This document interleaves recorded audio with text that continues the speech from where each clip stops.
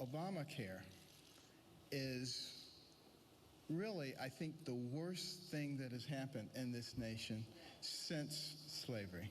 Since June of 2009 or so, we've seen 2.4 million private sector jobs created, but we've had 3.1 million people go on Social Security disability. So once again, we're creating this sense of economic dependence, which to me is a form of modern 21st century slavery.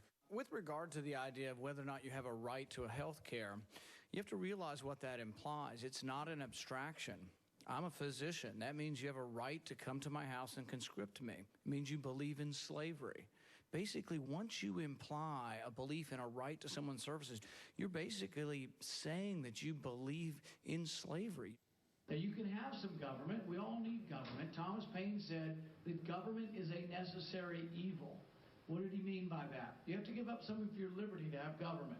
That means you have to pay some taxes. And I'm not against that. I'm for some government. I'm for paying some taxes. But if we tax you at 100%, then you've got 0% liberty.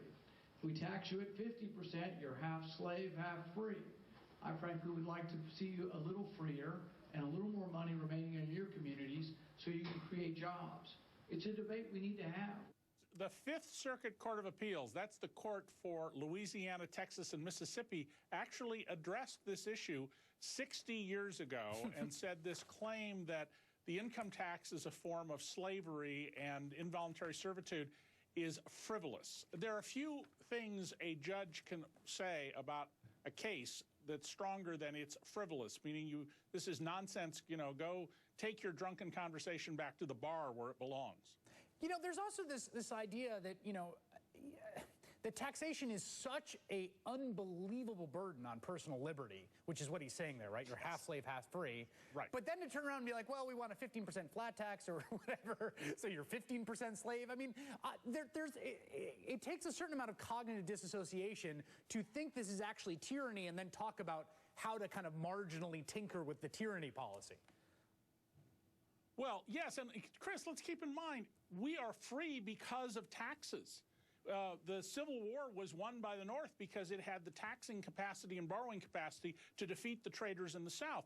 We won World War II because of taxes. Taxes are fundamental to our freedom. It's the very first power we grant Congress in our Constitution. So when you get these arguments that this takes away your freedom, it's like, really, have you not thought this through carefully? It's what makes you free. And by the way, Chris, you know how many people in this country pay 30% or more of their income in federal income taxes?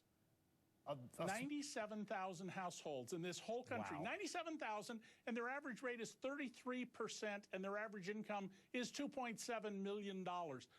I'm sorry, on $2.7 million, if you can't afford to give 33% of your taxes to the government so that we can be free, we can have an FBI, we can have public health, we can have a military, we can have courts to adjudicate disputes, then you apparently think that, money grows on trees in the backyard.